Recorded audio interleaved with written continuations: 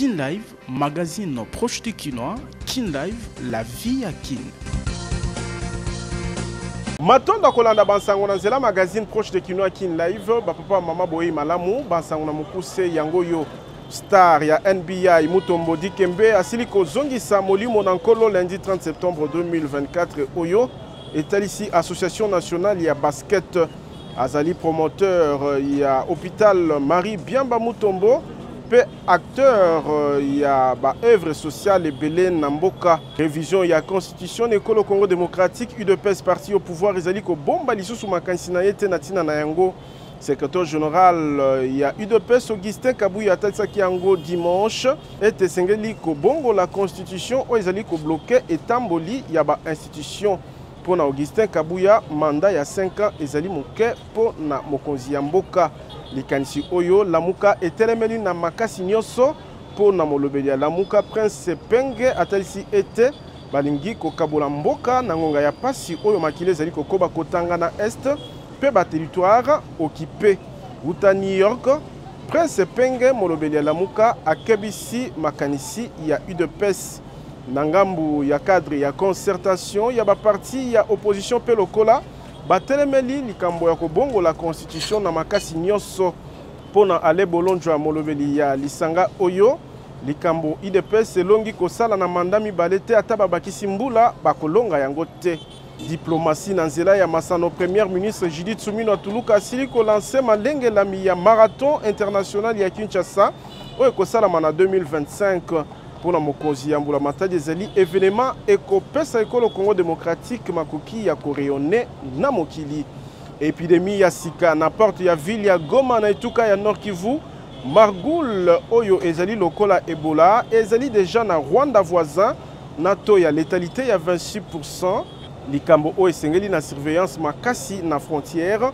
etalisi OMS na libaku ya liyangani ya lundi oyo na vice-gouverneur ya etuka ya Nord Kivu simako contrôler ville ya Kinshasa école RDC Afrique ape mokili toyaka liboso na bino pona otalisa manso tokutanaki nango ignorance à la terre moko na moko ayeba boko be masolo nde tolobi Kin Live magazine proche de Kinois.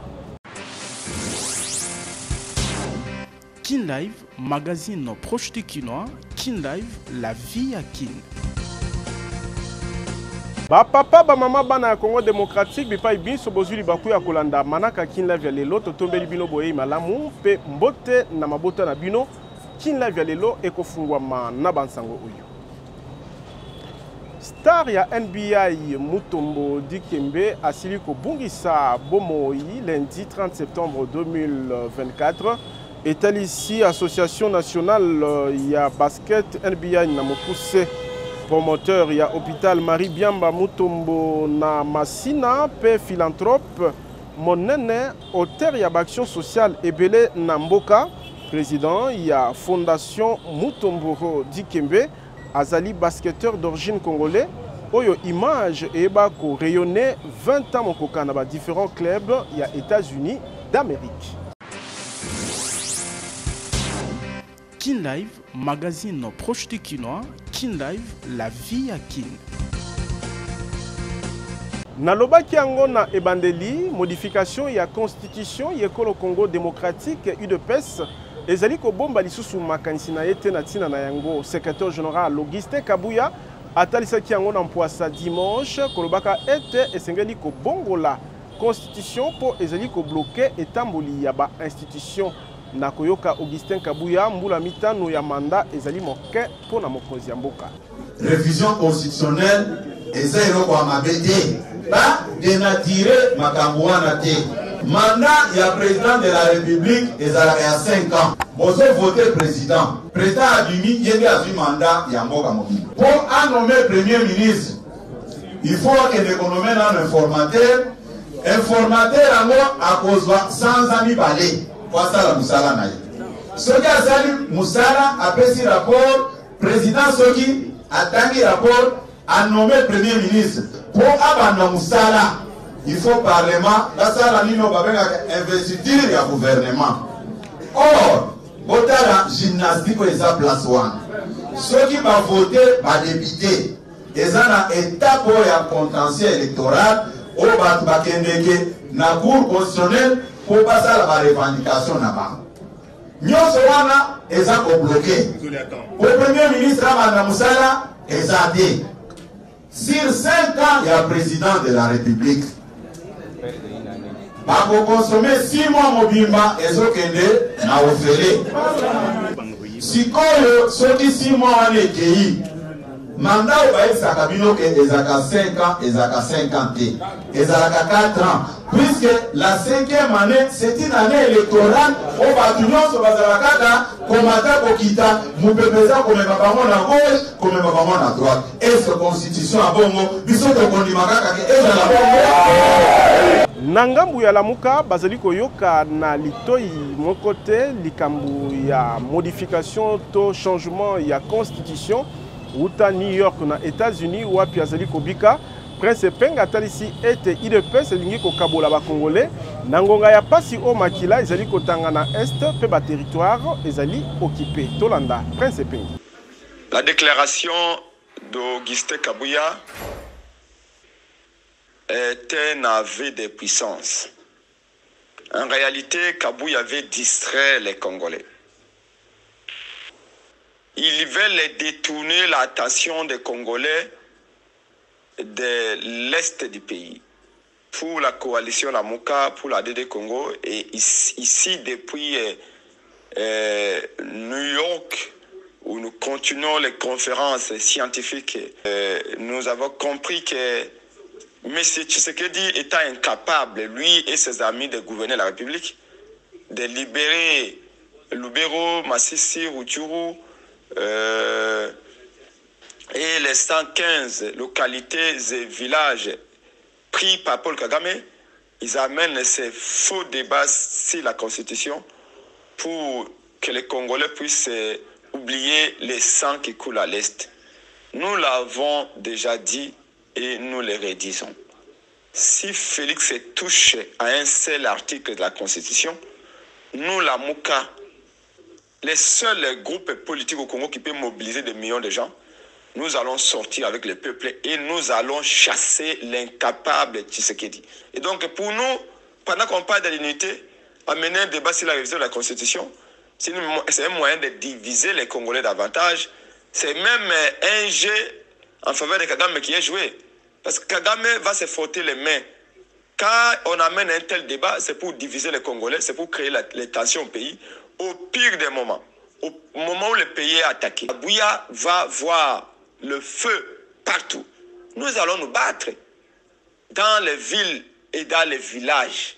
Nangambu ya cadre ya concertation, il y a parti, il y a opposition, pe batelemeli, likanisi ya kobongo la constitution molobeli ya lisanga, il y a mangomba politique ya opposition oyo Alain Bolonjoa, atalisi ete ebonginde kozwa mokonzi ya mboka ya sika, kasi moto oyo alongite na 10 ans to mandat mibale. Ataba bakisi mbula akolonga te. Bon, Toyoki, batoyi DPS une fois de plus pour rater l'occasion de se taire. Balobi esengeli na bango va changer constitution. Je te yebaka déjà que bazaka na idée de changer constitution.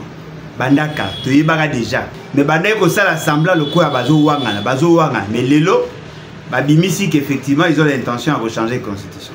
D'un côté, bazo le révision, de l'autre, bazo le changement. Tu yebi que jusque-là, nous va développer intelligence par rapport à cette question. Mais loko ils allaient vrai. Bisotomi prépara qui déjà en conséquence. Loko la bango, baza une intention, il y a qu'à briser le pacte social.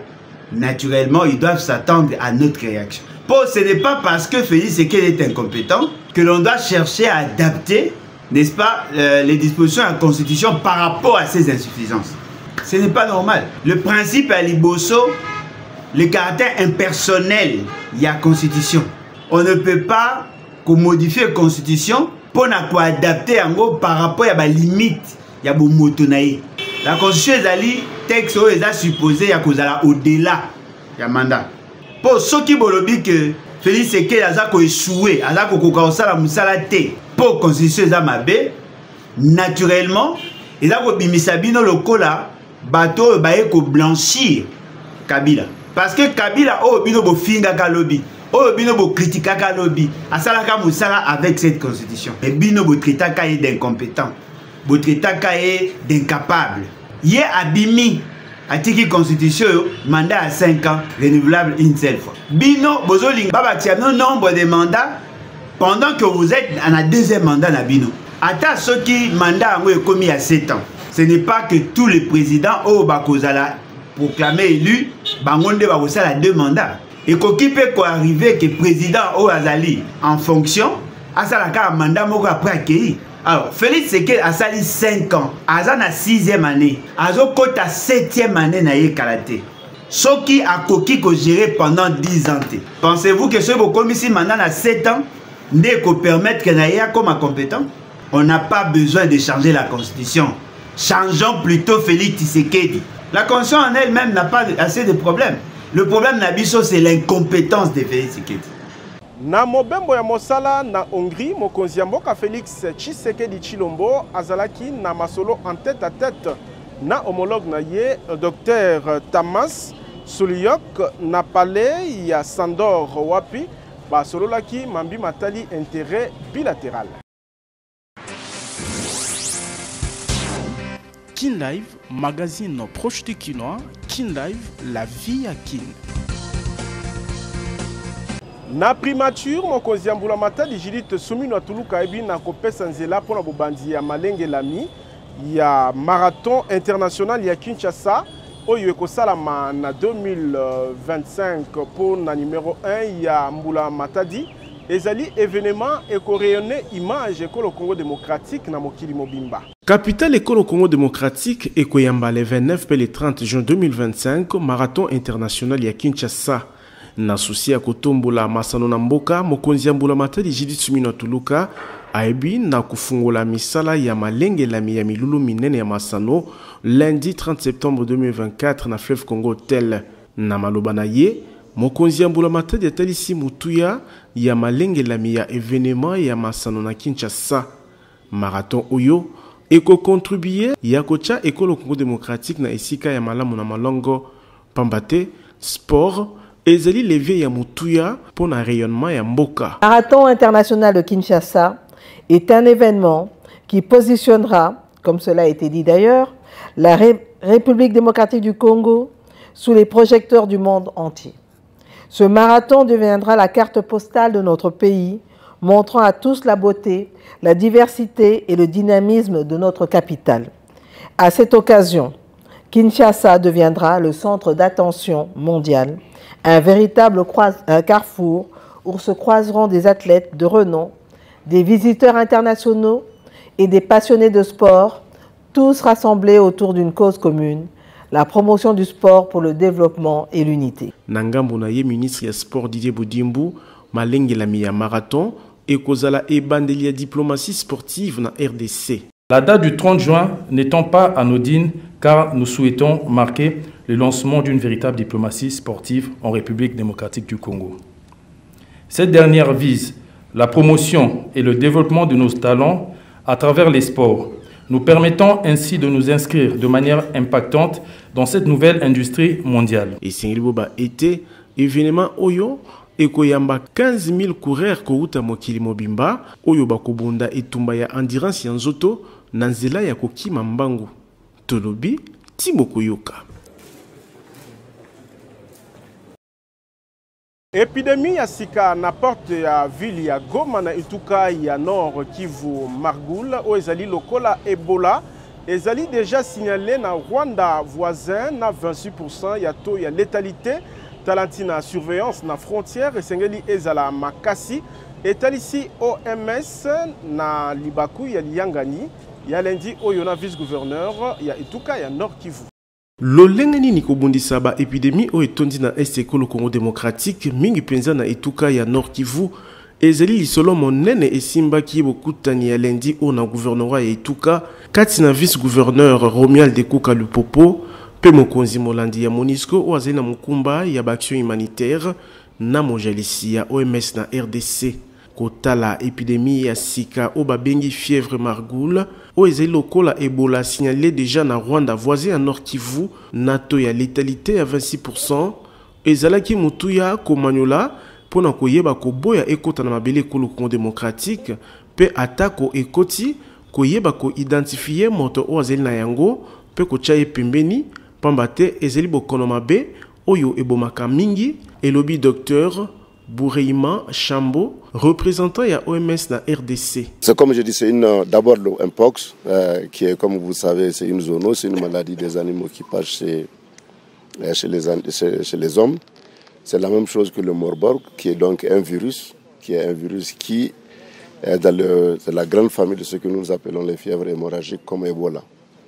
Donc c'est une maladie hautement contagieuse, d'une létalité très élevée. Les premières données que nous avons ici au Rwanda, nous avons un taux de létalité de 26%, et ce qui est énorme. Et vous savez aussi que la protection contre le Marburg, c'est des protections très difficiles, c'est comme le Ebola. Et nous ne voulons pas que cette nouvelle maladie vienne compromettre nos efforts de réponse actuels contre le Mpox. Beaucoup de choses, nous avons discuté avec le gouverneur et nous allons discuter avec la division provinciale de la santé. C'est de surveiller nos postes d'entrée, c'est de faire beaucoup de surveillance épidémiologique, faire en sorte que s'il y a un cas qu'on le détecte au point où il va rentrer, puisque la maladie n'est pas encore chez nous. Donc les plus grandes mesures, c'est de faire en sorte qu'elle ne rentre pas. Mais même si elle rentrait, c'est de faire en sorte qu'on détecte le cas rapidement, qu'on l'isole, qu'on retrouve les contacts de ce cas-là et qu'on puisse éteindre avant que ça me prenne des proportions inquiétantes. Mojalisi, Organisation mondiale de la santé na ikolo Congo démocratique, abakisa qui était etumba contre monkeypox, ezali kotambola malamu, kotala bokiti ya to ya kufa ya batu, bazwaki bokono yango. Tolobi, Tibokoyoka. Victime ya sodomisation, Jackie Ndala azalaki na parquet ya cour d'appel ya Kinshasa Gombe pour confirmer plainte na ye contre Denise Mukendi Dishoshwa oyo atalisaki ete yende commanditaire ya bokangami ya Jackie Ndala.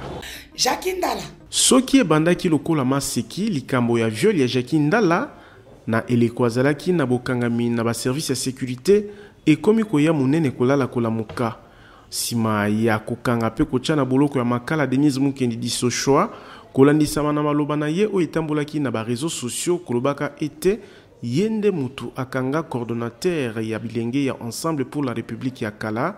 Jackie Ndala asili ko confirmer ye moko lundi 30 septembre oyo plainte na ye na parquet ya grande instance ya Kinshasa Gombe pour na viol. Dépôt ya plainte oyo et selemi sima ya ba révélation ya ndenge na ndenge na mabe aibaki ko bika wana ye na bokangami na aner na 2021. Condamné na 22 mois ya boloko, Jackie Ndala azwaki bonsomi na nzela ya grâce présidentielle na juin 2022 sima kolekisa 11 mois na boloko ya makala. Tozali kotalila tolobi transfèrement ya opposant 7 kikuni na boloko ya makala pour na cadre ya concertation ya ba parti ya opposition ezali volonté politique ya régime ya Kinshasa ya kokangisa bato banso bazali kotelemela makanisi ya kobongo la constitution monoko molobeli ya lisanga oyo ale bolonjwa atalisi ete ekondimama soki mokete pe place ya 7 kikuni ezali na boloko te. Cadre de concertation, il y a force politique et sociale et ça là qui sit-in devant le palais de justice. Na kati ya sit-in wana message ezalaki notamment il y a libérer des konabiso 7 kikuni. Par voie ya média, il a été transféré à Longwe na maboko ya Aner a commis na maboko ya parquet et parquet est indié na prison centrale ya Makala. Toza komona, je crois avec tous les autres Congolais, que la justice est rendue malade. C'est par des décisions politiques. C'est Félix Tshisekedi qui décide sur qui doit être arrêté ou pas. Ezali compréhensible te. Yakomona que muto bakangi sans raison aucune. Ame mama na niveau ya prison centrale ya Makala. Même ceux qui tozalaki na mboka oyo ya désordre ya makasi. Bon, koleka peut-être que oyo tozana ngo lelo te. Le procureur ba ngaka me poser une question, est-ce que la démarche ya kokangaye est régulière? Sinon, il ne pouvait même pas continuer le dossier. parce qu'il y a ça en violation à la disposition pertinente de la Constitution, à connaître toute forme et torture, ou qui était que va considérer les procès verbaux, ou va pesaki, ou va pesi comme soubassement à dossier, va fait pour lequel va ça reprocher yé, et ça va fait infractionnalité en réalité, et donc naturellement, et bonga qui va libérer. Mais tout le monde a que le col a fait c'est que les agents a posé ça à brimer, il y a que mater, bah tout nyonso bah ça que téléméa. Les candidates à changement de la constitution, il y a un ça que Luka, que étouffé dans l'œuf toute idée à réaction et nous condamnons. Jean-Pierre Kambila, directeur, il y a cabinet adjoint, il y a Kala, il y a Joseph Kabila, Azeli Soussou Nabo Moïte, Zoto Naye et Zangabo Moï, et Sili Kozala retrouvé Outa dimanche na 19h na chambre ya hôtel na commune ya Kasavubu awa na Ngumba Mokonzi Kinshasa. Kin Live, magazine proche du Kinois. Kin Live, la vie à Kin. Révérend Prosper Kabangu Moko ya basali na Nzambe basungaka excellence Nerombungu na Mabondeli asili ko bulisa basali na Nzambe na kilti ya dimanche elengelamaki na centre évangélique Nouvelle Alliance ezwami na Lemba Salongo. Milulu ya kobulisa basali na Nzambe ya centre évangélique Nouvelle Alliance Sénat ekambemaki na révérend Prosper Kabangu Moko ya lisanga ya ba conseil spirituel ya son excellence Nerombungu et Selemaki na Libaku ya Bokondoli milulu ya 5e anniversaire ya Bokelami ya Itonga oyo Sénat o ezali na kati ya communauté des assemblées dédiées au Congo KDC membre ya église du Christ au Congo ECC ndenge ye moko révérend Kabangu alimboli na suka ya culte. Tozalaki na milulu ozalaki double événement liboso tozalaki nango twana ko célébrer 5e anniversaire ya église Nabiso centre évangélique Nouvelle Alliance où tozali moko ya ba Assemblée de Dieu, c'est-à-dire KDC. Et puis na kati na célébration na nde ba recommandation ya Nzambe na consacré pasteur Yvette, le voilà pasteur kati na église et puis na consacré lui ancien oyo bazwi mokumba mpona kokamba mosala na Nzambe et puis na bulisi le président ya balaiki na vice-président na ye donc événement oyo toyaki nango lelo nde yango wana kati na église na biso. Mokambi ya Yambo ya centre évangélique Nouvelle Alliance révérend Prosper Kabangu a profitaki na Libaku ya milulu oyo mpona kopesa message na population bandimi ya Etonga Sénat pe ba membre ya mabota ya basel Nzambe babulisami batondisamaki na esengo mpona koyemba kosanjola pe kokumisa Nzambe na double cérémonie o esalemi awa nyonso lekaki kitoko na ambiance ya bana na Nzambe tolobi Tibo Koyoka. Kobembuka na mikili États-Unis, Canada, Europe, l'espace Schengen est comme facile na bokasi agence de voyage Tour du Monde Service pour ezali kopesa visa na motonyoso. Festival ya ba visa ezali kokoba na agence de voyage Tour du Monde Service.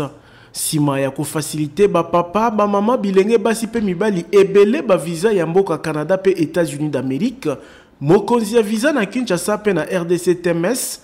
Abuki barrière y espace Schengen na Europe lokola na TMS ratakate mama Monica Botembe oyo lembi ko lukanzela mikili ya poto azwaki visa Schengen na pete na mikolo ya kotanga tala mama akomi ngebungebo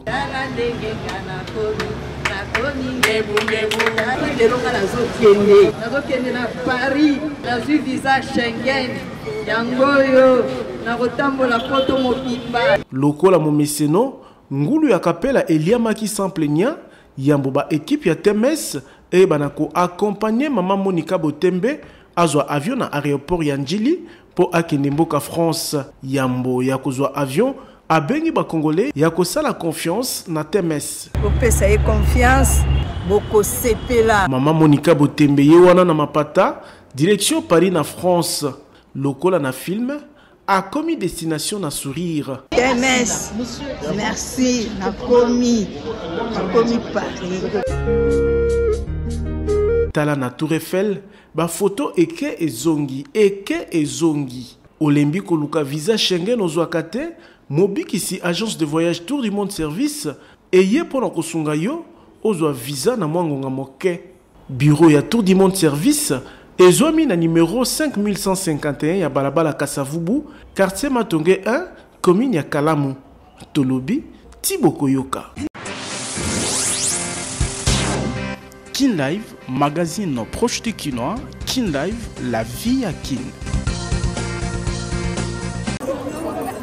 Napor ya Kinkole ezwami na commune ya Ntele, nde bakinois ebele bayaka kosomba mbisi ya fresh, ezala pona batenanse ya ba restaurant pe mabota. Awa, mbisi ya espèce nyonso ebimaka, ngolo, mungusu, munganza, nzombo, mpoka pe bongo na bongo. Kasi uta mwangonga, production ezali lisusu makasi te ndenge ezalaki na kala, kotala ba condition ya mosala o ezali kobeba kolala kolamuka. Na koyoka ba pêcheur ya libongo ya Papa Thomas, bazali kosala nyonso pona kolesa population ya Kinshasa, capitale ekolo Congo démocratique, kasi na ba moyen de bord pour l'état epesaka bango lisungi te. Osala pêche na condition ya pasi na ndenge ba papa na biso bana kosala kala te. Parce que kala papa na biso bana kosala yaki mubutu bana ko produire bango, mubutu bana ko de bango, mais na tango pena tozomona production ezate. Tomona Kinkole batebele ba ya bénéficier ba mbisi ya Kinkole ba ya osaba weekend kolia ba mbisi. Mais ba mbisi ane uta kana ba moyen ya biso mo ba pêcheur. Gouvernement to mutu moko ya kiparabiso vraiment na musala wana te. Tozo souffrir l'occasion ya gosela ba misala ba instrument ezate. Kaka mikanda ngo soki baye oyo aye mikanda ngo shera wa meleta kiparabiso te. Déjà toloba to senga et ya pété. Donc to kokasi ko loba susute. To tomisi kaka na maboko nzambe aswinga kaka. Kopesa biseli na ba pêcheurs locaux la bandobo, filet, ba congélateur, pe ba moteur hors bord et kosunga mosala na bango makasi. Moyen de transport pona koya okoma pona koya oteka mbisi awa. Ezaka moi pas mingi, esenga moi neti to na hors bord to louer. Bon, esenga pe moi l'état ko pesa biso moi eloko pe ko sala esunga biso pona moyen de transport. Potango mupepezo makasi rapidité na moteur akatisi. Bona kai ko luka bwepo akati somo les difficultés mpepe kutani nae mona baluki na bwato biloko nyoso to ekei na bambise ke na e mutu peso kaza na chasse ta ko bikata akufi po ba pêcher bazala ba miterete moi ba pêcher ça peut-être ngubu abimi akon démarrer moteur ya kimi mais kai soka luki makasi ngubu so akuti ya bomie yanga to senga la papa ameka kotinda ba pêcher moteur na molongo ya ba difficulté zali ko tungisa ba pêcher ya Kinkole ezali tracasserie ya ba service ya l'État pe bozangi ya centre de santé ya Malonga pona kolandela bokolongolo ya nzoto na bango pe mabota. Tolobi Tiboko Yoka. Tokoba kolanda magazine Kin Live na communiqué nécrologique oyo. Communiqué nécrologique. Famille Mangala ezali na mawa ya koyebisa na baninga pe bayebani liwa ya papa Jean-Marie Ngendu o azungisaki molimo na nkolo na Kinshasa kolandisa maladi ya ngonga moke. Programme ya matanga epesami boye. Mercredi 2 octobre 2024, réveillé mortuaire na salle Saint-Christophe ezwami na balabala bypass na commune ya Mongafula, référence arrêt église. Jeudi 3 octobre, bobimi nzoto mowe na morgue ya hôpital ya Monkole, pesima ya kopesa yeba hommage ya suka na ngonga ya 10h30. Nzoto amoureux et kokende cimetière chemin des paradis pour na bokundami. Pour na contact 090 60 30 831. Lié bisilié et pesami na motonyoso tika ete molimo na ye et pe manakimia.